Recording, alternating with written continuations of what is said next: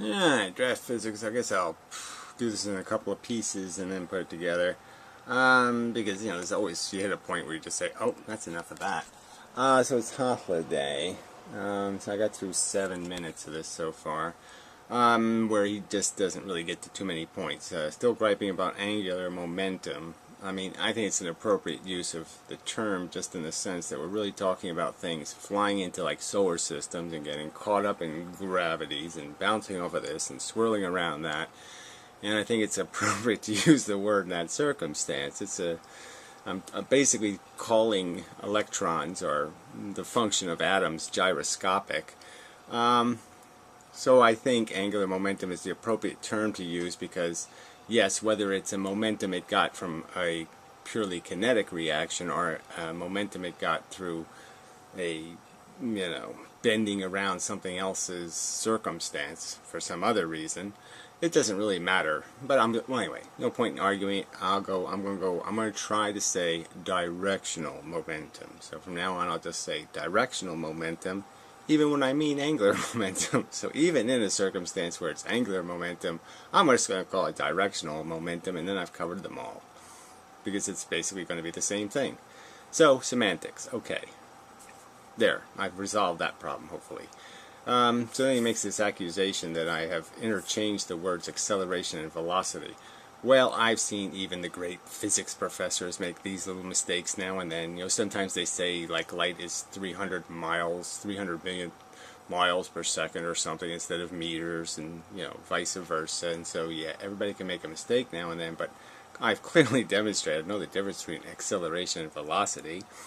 And but what I'm claiming is unlike other people are saying velocity is irrelevant, I'm saying no, velocity is incredibly relevant. And you don't escape its relevancy, and so in a sense velocity and acceleration are the same thing. So even when you're not moving and you're being accelerated, you still have a velocity technically, in terms of your internal structure. So it really doesn't, I mean, look, the bottom line point is it's just going from one state to the other state. And but obviously if you already have velocity and you accelerate, you already have velocity, you're just adding more velocity technically, and it's not that big a distinction, except acceleration has a time limit thing. Acceleration has an additive implication, but that's it. It's an additive implication. That's the only distinction between accelerating. The first time I push you, okay, say I'm going to be accelerating you. The first second I push you, okay, I'm creating your velocity. So, there's no, how to put it, because you didn't have any before I started accelerating you, right? Right. Well, technically none that you knew of, but that's sort of the point. But anyway, I do know the difference, so it's just idiotic. I make the point in the videos that it just doesn't. I'm just saying for purposes of light, production of light, for the purposes of when I'm shining a flashlight, it doesn't fucking matter whether I'm accelerating or I have velocity.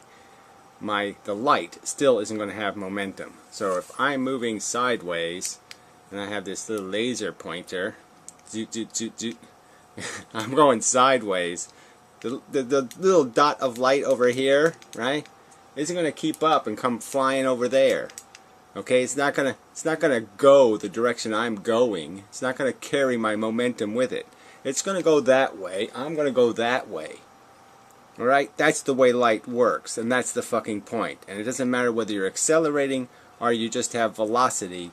That's the fucking truth. Acceleration and velocity don't make any goddamn difference to the fact that this is going that way. It's not going that way. Okay, it's not going to keep up. And so that's where relativity just falls on its fucking face, with its idiotic notion that somehow the light has momentum besides the direction it's going in. No. Alright, anyway. Okay, there's probably enough on that one. Deceleration is an interesting concept, and see if I can work something out with that. But well, clearly the distinction between the Sage theory and Einstein's theory. They're both convergence, right? So that we could agree on, right? This is basically, you're saying whether it's a convergence of photons in the sense that they don't necessarily go down a drain, they just go through everything. But they do push it in that sense. They have an effect on it. They change it by going through it. See, that is a distinction, right? I mean, Einstein is kind of pulling, you know, with his bent space. I mean, there is this idea of falling. It's not this idea of you being compelled to go there. It's an idea of you being dragged there. But well, look, the point is that I would think there's got to be an experimental way to detect this distinction, you know, between absolute velocity and relative velocity. And you can't do it with known clocks. You can't make a clock that isn't going to be subject to the velocity of the frame you're, you know, measuring the velocity in. You know, that isn't going to be moving. There's no outside the elevator where we can put a clock. And that's sort of the catch. But maybe there's some other constant, some other thing. I mean, radioactivity is sort of interesting, but that's also subject to this whole idea that the metabolism of the atoms is slowed down by velocity. So again, it's getting the clock out of the velocity.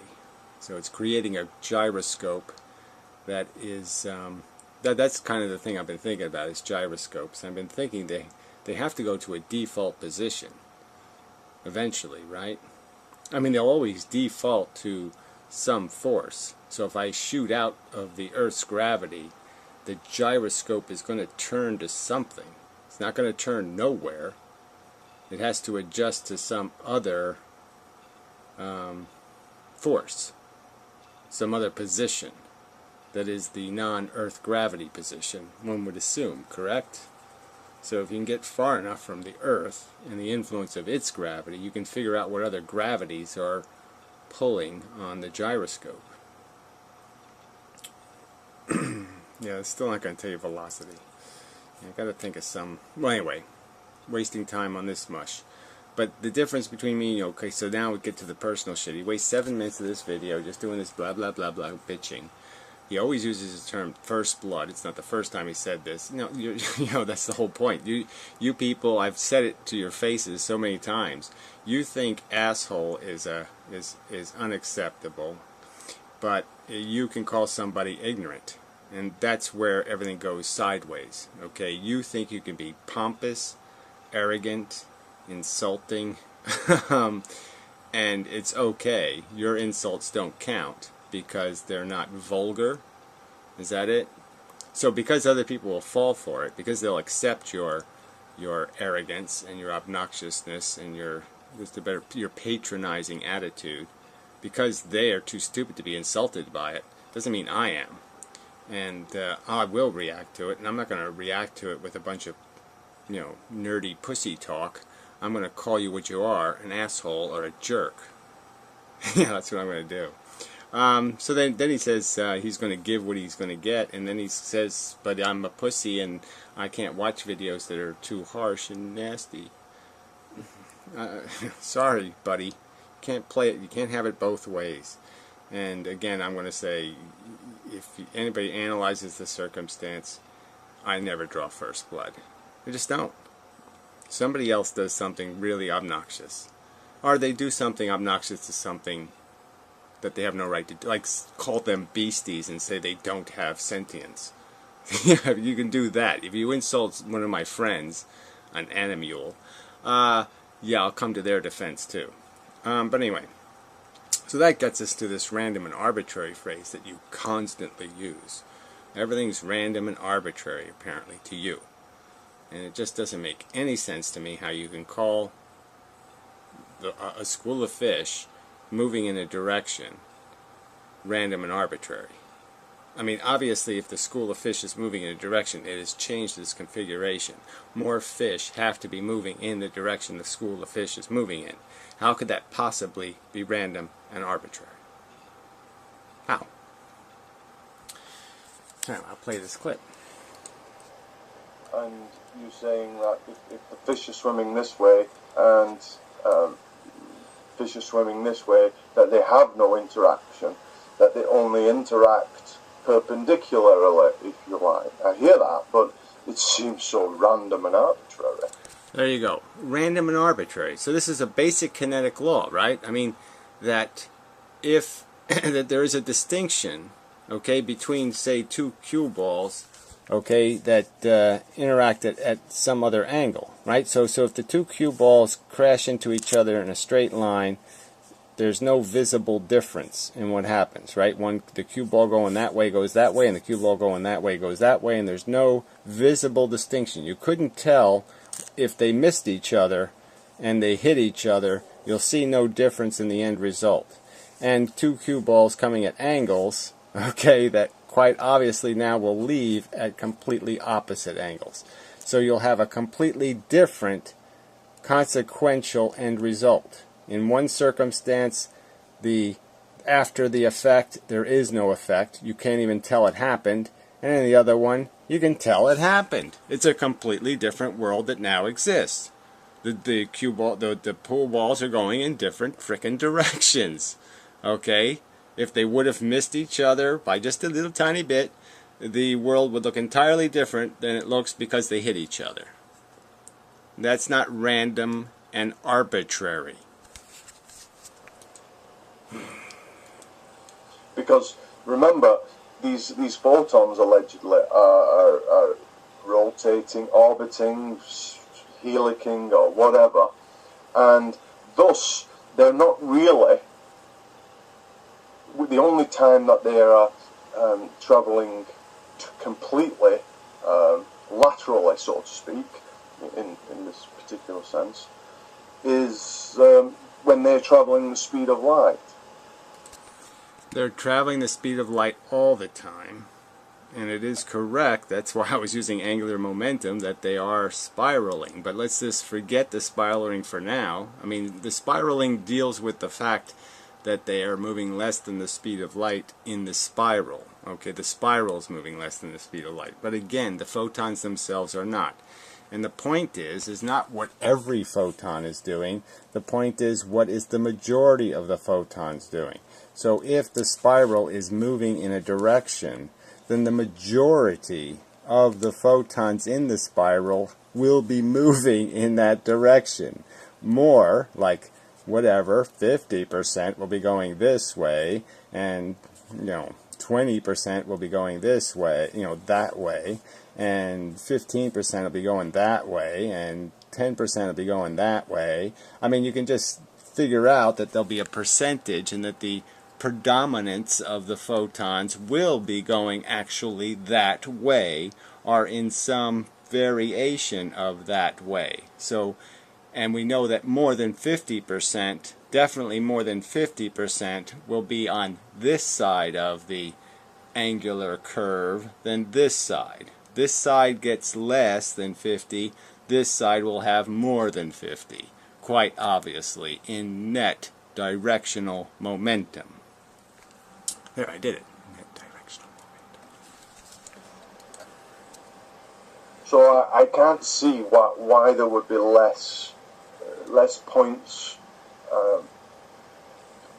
or should I say, why there would be more points of collision laterally as opposed to head-on some solid object. Okay, well, if the photons, again, are directional, okay, so the gravity has a direction overall, and it's getting shielded from one side, so only one side of the gravity is being relevant, right? Because we're saying basically it's getting shielded from gravity on one side, so the gravity that's of incidence or importance in this equation is the gravity opposite, the force opposite the side that's being blocked by the gravitational object. So the gravitational object casts its shadow, so we're really talking about the stuff on the opposite side of the shadow and what's it's doing. So when it's coming into the thing, and no matter what its momentum is in any other direction, all this other stuff, the point is when it's moving in a direction, it's moving against something that's coming at it. Okay? It doesn't move into the pressure is moving into it.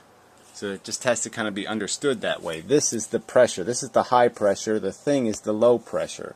The high pressure is moving into the low pressure, and then the relevant point is it's moving against its first it's for gravity it's moving against the opposite dead side, and for any velocity the thing has moving all by itself, just moving through space, for example. When you're just moving through space, you're in the pressure field, the gradient. There's just nothing blocking you from the gradient, so the pressure is equal on all sides. But at each side, the pressure comes in. But if you're moving in a direction, there's going to be less pressure, because you can understand the fish that are the amount of the number of fish that are going in the direction you're coming from. So you're coming from this. Well, I just give you a piece of paper, right? Yeah, that makes things a little better. Oops. Sorry. Flipping pages is, semi-complex physics. All right. So yeah. So we'll just do this up and down thing real quick. I'll try to be real quick. So look, we're just basically saying, again, I'll just use 5 arrows, just to signify the fact that we know the fish are doing different things, but then the majority of them are doing one thing. So the majority of the fish, 3 fish, are coming at you, one's going away from you, one's going sideways, kind of arrangement. And your back door is exactly, the opposite, right? There's 3 going away from you, 1 coming at you, and 1 going sideways. But that's how the school moves, okay? When the school is just schooling, okay, when it's not moving towards you, alright, then you have an equal number of fish going this way, an equal number going that way, an equal number going that way, an equal number going that way, and all the variants of those directions. So every sub-angle of those directions is obviously proportional to these ratios. So you would have this evenness of pressure. The fish don't go anywhere because no significant number of them are going one way more than going another way. But obviously when you're moving, that has changed. So now more fish are moving towards you, if that's how we're looking at this, the velocity coming towards you and why it doesn't create extra pressure. And relevant to the other video you'll presumably will get to, and the point I just made with the laser pointer, this fish going sideways, so all the variants of this sideways movement, okay, does not have the momentum of this fish. It does not have the momentum of this fish. It does not have the momentum of this fish. It is not moving forward, okay? It is moving that way, okay? So as these fish move forward, they're down here. This sucker's stuck way back here. That's the point. It's the amount of time in the orbit of the gyroscope that is spent at one end or the other end, or on one of these 4 sides. It's the amount of time in an orbit that you have to access. You see, you got less time to access the sideways things as the orbit stretches out, and you have obviously more time on the sides, but you can't hit them from the side when you're coming at them, correct? So the only ones you can hit are these. And as you accelerate, as you gain velocity and you go faster and faster, the amount of time you can impact one of these guys going sideways gets smaller and smaller. So you run out of time to hit one of these. And that's how the pressure gets equalized from the front to the back. Because the back, okay, is seeing exactly the opposite. And these sideways fish, relative to the front, aren't moving. They're right there to be hit. It can still hit them just as easy as before because they're not moving. They're right there to be hit. So the pressure is equal from the circumstance of the fish not moving forward. So the ones not moving, okay, are just as hittable by either side. You should be able to get that. I mean, I know, look, sometimes you got to explain something in more than one way, so I'm sorry for people who already get it. But yeah, maybe this has to be go over a few times before people get this thing, that the momentum, again, of the light of the fish, this is the fish going sideways, okay? Let's say this beam going up, right? This beam, all right? So when it's coming at you, it's purely kinetic. When it's going sideways, it's moving backwards relative to the beam of light I just shot this way, right? If the beam of light shooting this way, the beam of light going the sideways is losing ground fast, especially to a light beam, right?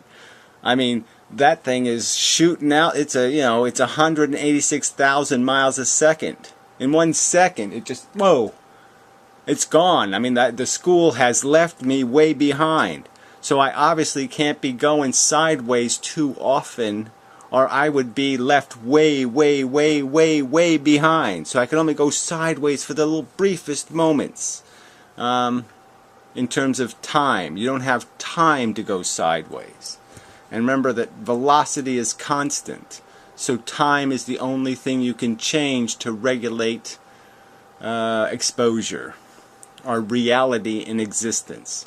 You can't be in existence more by gaining more velocity, so the only thing you can do is change how much time you're doing something.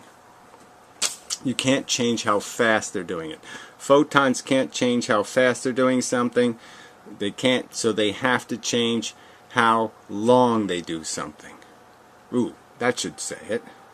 Yeah, I like that. Alright. So I don't know, I'll play his video from here, the 8:10 moment, and we'll see if there's anything else that has to be said, but I think I've explained it again, so whatever his complaint is, I think I've covered it. We'll see what his next complaint is. Alright. Yeah, that seems fair.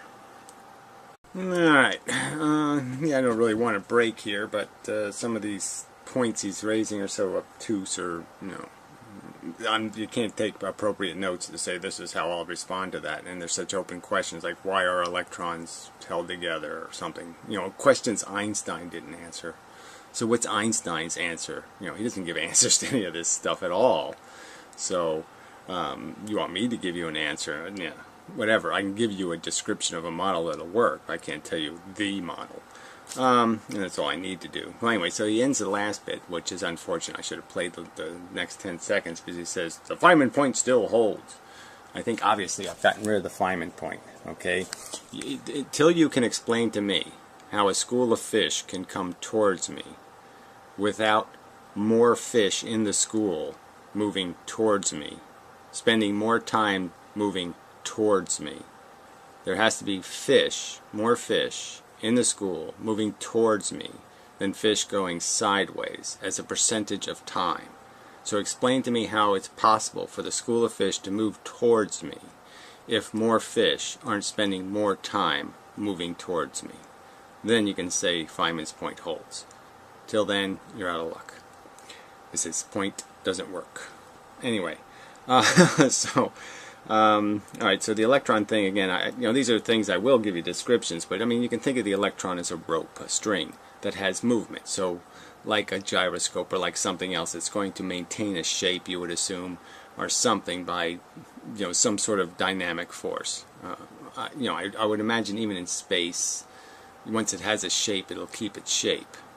What conforms it to a shape, that gets a little more complicated, right? Whether how the electron actually connects, whether it's rings caught on each other and they just pull on each other, caught inside each other, ring, ring, ring. Could be a lot of ways you can describe how they are connected and why they have some potential to move, but they have a limited potential to move, and that's what breaks them, is when they can't go where they want to go, so to speak, and they crash into each other and shit happens and they have to fly loose, and photons fly loose. But yeah, so I can give you a description. That's the essential quality of it. It's just a moving string, a rope, or whatever you want to call it. And I'm saying that basically the photons that make electrons, I believe, okay, I don't have anything. I just think this is the reason why the kinetics are the way they are. This is why they kinetically react the way they do, is because they are locked into each other. The photons have no wavelength in the electron. The electron just collects photons. It doesn't collect their wavelength. It just collects the photons. So when energy goes into an electron, when it gets more energy, it collected a photon. It didn't collect a wavelength. So they're all smashed into each other. Smash, smash, smash, smash, smash. They're just photons. And they can be anything when they're released. They can be radiation, or they can be ultraviolet light, or they can be radio waves. They can be any kind of energy. It's because there's no energy now. in the sense that they're only photons. Their energy is a photon, not energy at a wavelength, which is an important distinction, I think, because now we're back to time again, and time, the relevance of time. But anyway, so I believe that's the configuration, and that's what creates the kinetic problem, where because they are tied to each other, now when something hits them, there's a problem. Houston, we have a problem in that the kinetic response is now disrupted because of the fact that they are tied to each other. And it's only the fact that if you hit one head on still, you know, say if it is a rope and the two ends are open, or some other thing, it would still be very kinetic. But if you hit one in the side, you break it. You break the connections between the photons and probably create disruption in the pattern of the electron. That's what creates the angular problem that the electron collects. The electron collects a wobble because of the breaking of its chain and then re-knitting of it, so to speak. And the kinetic response, the angle of the kinetic response is going to be changed because of that breaking pressure, you could call it, or whatever you want to call it. But yeah, it won't be as clean as the purely kinetic response, one could argue. It's like breaking, it's like pool balls and they're connected by a little bit of glue, and a little bit of glue between them will screw up their trajectories, something like that. But again, I don't have to go into that detail to make this point about, number one, about gravity, about how relativity is wrong, how there's absolute velocity. These are the important subjects, but you know, I don't mind going into these kind of details, but these are details I don't have any obligation to go into a great deal of detail about these interior structures, just as nobody's doing that with the standard model. Nobody's giving you that kind of blueprint. So I don't think I have to go into that detail to explain that this is what the electrodynamics is. We already know some of that from quantum mechanics. We certainly know what happens. Photon goes in, certain thing happens, photon comes out. You know, sometimes it's 1 out of 16 times it does this, 1 out of 8 times it does this, 1 out of 4 times it does that. We know these probabilities, so I don't have to do anything but explain what we see as phenomenon. I don't have to go deeper than that. But I don't, like I said, I don't mind doing that, but I just don't want to be held to it like somebody's going to give me a gotcha thing because I said this and that doesn't happen. Because that's just speculation right now. It's not one of my bullet points yet. The gyroscope thing might be one soon, and frankly, this idea of the photons being stuck together, you know, no wavelength, you know, that's looking awful good to me. So anyway, I think I covered. So yeah, the electrons and their speed. Yeah, again, they have two things. They have the spin, okay, how fast they spin, how fast the electron spins, plus the speed of the orbit itself. But obviously, the spin and how fast the electrons is moving are proportional, inversely proportional. The faster it spins, the slower it can move. The slower it spins, the faster it moves. But it can't do both. So the spin and the speed are related to each other. But more importantly is, once it's in an orientation that's directional, the bigger the electron gets, the more it will eat in that direction. So more energy means more velocity for an individual electron, let's say. That kind of thing. But yeah, I do believe that's another point to be made somewhere in here, is that the nature of electrons are that they can collect photons and release them. They're like little batteries in a sense, and that's sort of the nature of what's going on in the whole electrodynamic material sphere, is this idea of absorbing photons and then releasing them in bursts of flash and fireworks and whatnot. Anyway, I'll be back. Well, let's play a little bit. This is for word, technical word. Fine. There was one other thing, wasn't there, that I dealt with that I felt you inadequately dealt with, but we'll move on. yeah, well, that's just kind of a bullshit move. So again, but whatever, you know, I'm going to say that your inane, simplistic, almost preposterously irrational qualification of my explanation as arbitrary and random is insipid. So yeah, you're going to have to do a lot better than that, jackass. Because the fact that schools of fish migrate, is a fact. And it has nothing to do with random or arbitrary. It has to do with what the fish are goddamn doing. Shit for brain. So again, if you're going to be insulting, I see. So you don't see how that's insulting. I don't think you adequately dealt with any of my points, and one of the ones I don't think you adequately dealt with, I can't remember at this point, but there was another one that you were full of shit on. And don't you see how that's exactly what you're saying? And that anybody with any kind of rational integrity, any sense of I'm entitled to a little bit of fucking respect, would say, hey, fuck you, cunt. Prove it, or fuck you. I spend my time proving it. That's what I did with the Feynman argument. I demonstrated how Feynman was wrong. I didn't just waste my time saying, no, Feynman was wrong. I proved he's arbitrary and random. No, I didn't do that. I proved he was wrong by giving examples of how light beams do not carry lateral momentum. I can move this around all the fuck I want, and the photons aren't going to be going like this in space. I mean, in the sense that the ones over here are going to go over there, the ones over there are going to go over there, and none of them are going to go, I'm going this way. Yeah, none of them are going to do that. Shit. Till next time. Alright, somewhere around 1650, so now he's talking about the relativistic nonsense elevators thingy bullshit, whatever. And, okay, you know, what we both should concede is the guy who made the video did it poorly, right? You know, look, velocity will create a straight line when you curve it, okay? And then acceleration obviously will create a curved line because acceleration necessitates the increase in velocity, which will create an arc, you know, on a graph. It'll go bendy. Okay, no doubt about that. I'm not even disagreeing about that. I don't even care. So let's just say that, okay, this is acceleration.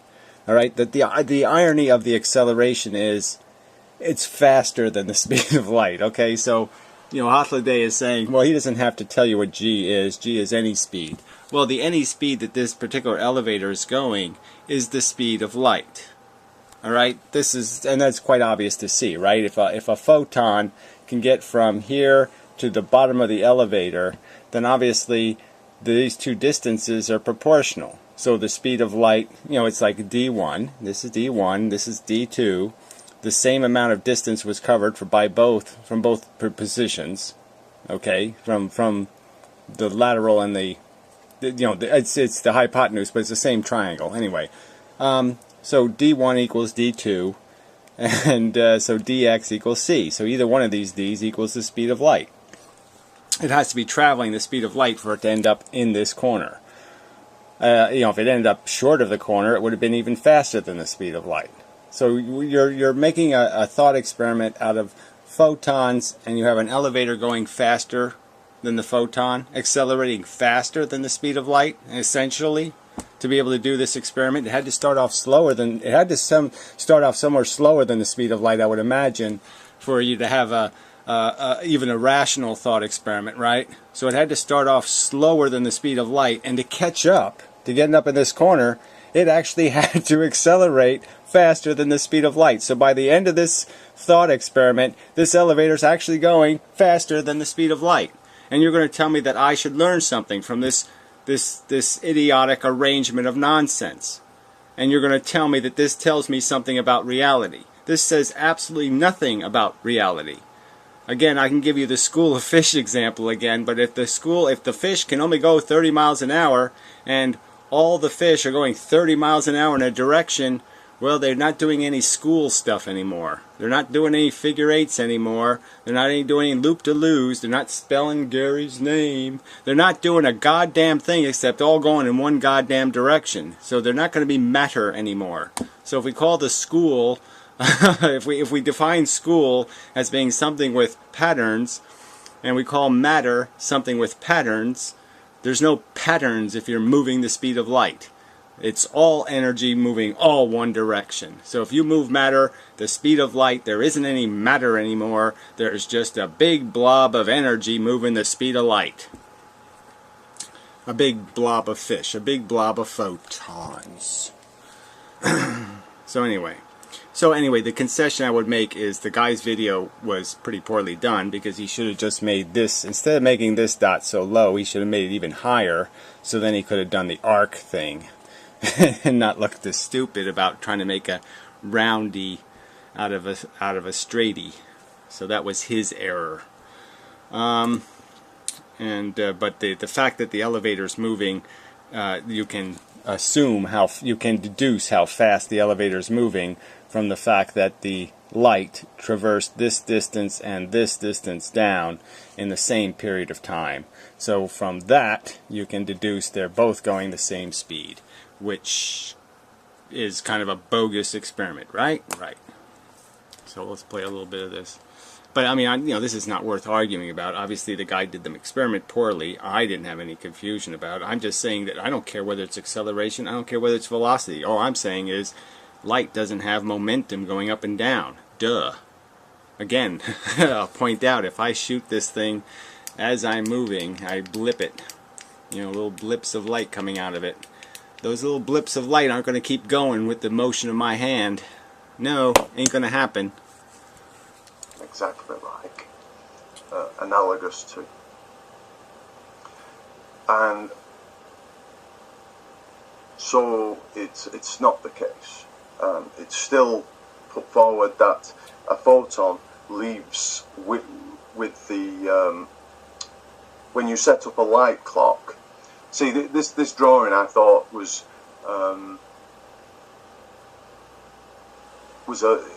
insinuating, pointing towards the idea that the light clock, which is used to demonstrate. Let's go through this again. The light clock is this other insipid example of nonsense, right? So you put a mirror here, you have a gun shooting photons, you have a sensor here detecting, okay? And so you shoot the photons up to the mirror, they bounce off the mirror, come back into the detector, right? This is your clock. So this will happen a certain time because it takes a photon a certain amount of time to do this, and blah, blah, blah. They call this a clock of some kind. It'd be a piece of shit, but anyway, their theory is you can move this clock at preposterously fast speeds. Go ahead, move as fast as the speed of light. We don't care. And that somehow the photon's going to hit the mirror, even though the mirror just went flying off at 186,000 miles a second. Okay, the mirror just took off that way.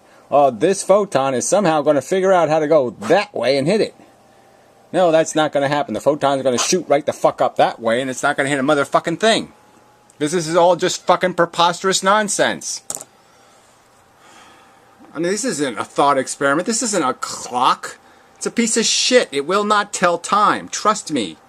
Build one, and I'll show you. Okay, if we put it in an accelerator and I can start moving it with any kind of speed at all, I'll show you how it's going to fail. Special relativity, that you see light bounce up and down in your lift at a constant velocity. I thought, well, if it's really trailing off, then you can't have such a light clock. Inmendham would be right, but as again, no, you do see the light clock bouncing straight backwards and forwards because it has the angular momentum also. Yeah, well then again, when I look at the sky, if somebody point out where Venus is, I can say, when I see Venus, I'll say, that's where Venus is right exactly now. Right now, because the light kept up with it. As Venus moved, the light moved with it. It kept its momentum, so now it's at the proper position. So when I see the light from Venus, it's not 10-minute-old light. I mean, it's still 10-minute-old light, but it's in the actual position that Venus is in. So Venus is fooling me. It's giving me its old image, a 10-minute old image, but it's showing me the image in the right location. So let's redo Newton again, right? We had to fix Newton because he didn't realize there was a 10-minute delay. Well, now let's refix it again, right? Because somehow that's wrong, because that was the actual position of the planets. They weren't 10 minutes off. They weren't 15 minutes off. They weren't a half hour off. Light cannot have two momentums.